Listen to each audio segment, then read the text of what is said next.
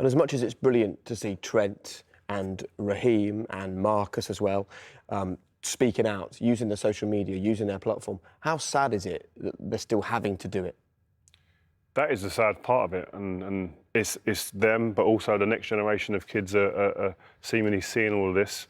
And I think it's important that these guys are doing what they're doing. But the difference between this generation and our generation, they have a platform to speak. And a generation before, like Luther we spoke to before, these guys now have a platform and they know how to use it. They can make change. Marcus is a great example of that. Trent is someone who's coming up behind trying to do that as well, and Raheem. But these guys are at the forefront of that. But the problem is it's not going to be just them guys, the players who are going to be able to make change. It needs to be a movement. It can't just be campaigns. We've seen far too often that different charities, different organisations doing some flyby campaigns. Yes, their intentions are great, but they're not sustained. They don't make change over a long period of time, and because the foundations of that aren't education, I believe education has to be at the real foundations of that. They have to be in the curriculum, the government have to get behind it, and these players need to, yes, be at the forefront of it, but side by side next to them needs to be the big, the broadcasters, the sport broadcasters, the FA, the Premier League, all of the clubs all together, sitting together with the same message, pushing out the same message, so these next generation of children, the young people, aren't confused with each organisation having their own message here and their own message there. It needs to be from one centre point, all singing from the same hymn sheet. Because I bet you, if you sat in on meetings of big companies or sports governing bodies, media companies, whoever, they would all go, well, we're doing our bit. You know, we've got a great track record of opposing racism. Well, guess what? None of it's been good enough because they're all people are still boxes. racist and there is still racism. So we have to start doing something that for the last 20 or 30 years we haven't done. I don't know what that is. I'm hoping that you do. Yeah, and I believe it's all of them coming together. Like you say, every organisation will sit there and they'll be ticking boxes and saying, we've done our bit here, we've done our bit there. But doing it on your own isn't good enough. It has to be a centralised unit that they're all working from, and all of their messages are very clear. There's no grey areas, and we're all saying the same thing. Because a young kid's going to sit there, he's getting a message over there from that broadcaster, a broadcaster there, a Premier League team there, a player there. It's all different. That adds to the confusion. And people that say, listen, there's been so many people that say, oh, it's better now than it was before. Oh, it's not as bad as it used to be. That's not good enough. I mean, if you look at it with individuals, and you look at people, oh, yeah, is it better now than it was before? Well, are you getting stopped by police on a daily basis? Are you not being allowed into certain shops on a daily basis? Are you crossing the road because you're in fear of somebody else feeling a little bit in fear of their own safety because of the colour of your skin? All of them things are because of the colour of someone's skin. It leads me down the road to ask you the question, would you swap places with someone who's black? In today's society, would you? And my honest answer would be no, because I know that my life would be harder. I know that if I was in America, I'd be more likely to lose my life. I know that if I was over here walking down the street, I would be subject to racist abuse. Of course not, because there are still racists. So when people say, oh, it's much better, oh, it's not as bad as it was before, there's your answer. It isn't. There might not be as glaring. It's sometimes more subconscious to racism, but it's still racism. People are feeling marginalised.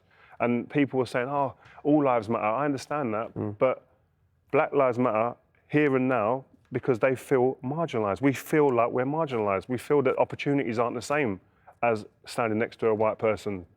So there is a problem that needs to be addressed. And I'm just so happy that these young players now have got the strength, they feel they've got the support, they've got the momentum at the moment, but this has to continue. Do you think they also feel that they have the responsibility? I mean, I remember I think the first time that we saw a young black footballer overtly say, you're racists, was when Raheem came out and he had the headlines showing how different media portray black and white footballers. And that was a big moment. And it feels like since then, others have taken that mantle on and a unit is forming. Yeah, I think that is. I think there's like I said to you, I think there's going to be leaders within this, and I think Raheem's one of them. But I think it's it has to be clear, that message, and I think that these players can't feel pressured into coming out and speaking. They need to be fully educated, and then they have to have that passion and that desire to come out, because the power of social media today means, like we've seen, is that you can create movements and you can create change. Marcus Rashford is a fine example of that for these players going forward, that yes, if you push and you've got a message and you can execute it properly, you can create change at a government level. And I think the education, I go back to that, education in the school curriculum for these young people has to be a must. Because listen, again, if you're a young kid, he goes home, one of his parents, or if not both, or his uncle, or a friend of the family is very ignorant and they're racist, that kid isn't equipped with the education to be able to go back to the parent and say, listen, oh, that's not right. Yeah. What about this? Have you seen it from this? And then try and re-educate their own family. But if you spoke to that kid about his team he's supporting and that ignorance was coming from a place of your team's rubbish or the computer game you're on's not right, he would definitely back himself to be able to have an argument, a discussion, a debate with that family member to say, no, actually, this is how it is. It needs to be the same from the perspective of discrimination and racism. And do you sense that we're getting to that point? Because I think as a white person, the big revelation for me is I've always thought, well, I'm not at all racist, right? And then I suddenly see the conversation going on now and I realise, like, I am not actively anti-racist. I know I'm not a racist, but I just allow the world to carry on. And I think now, white people are saying, right, we need to be part of the solution because we are the problem. That is a big, big difference. I think a lot of people, when racism spoke about, people think, oh, black people have to be the people that march. I went to the march.